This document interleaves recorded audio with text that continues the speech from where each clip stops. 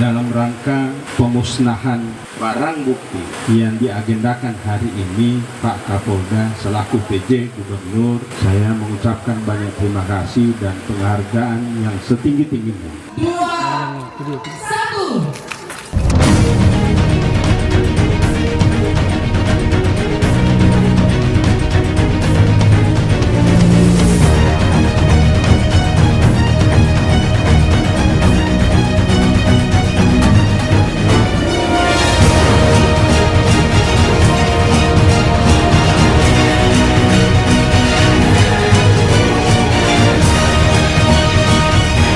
Kita lihat ya, ini pemusnahan yang kelima kali, ternyata tidak menurun, tapi boleh dikatakan sama.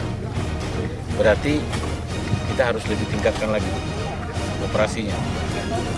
Kita berharap tadi ini operasi kelima setiap 2 bulan menurun, ternyata tidak menurun, malah boleh nyatakan kemarin 40.000, sekarang lebih kurang 30.000.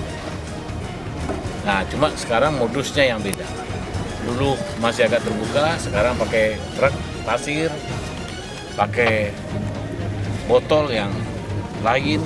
Nah, ini modus-modus ini yang harus kita antisipasi. Dan kita persiapan untuk Nataru, lebih meningkatkan operasi di lapangan. Terima kasih.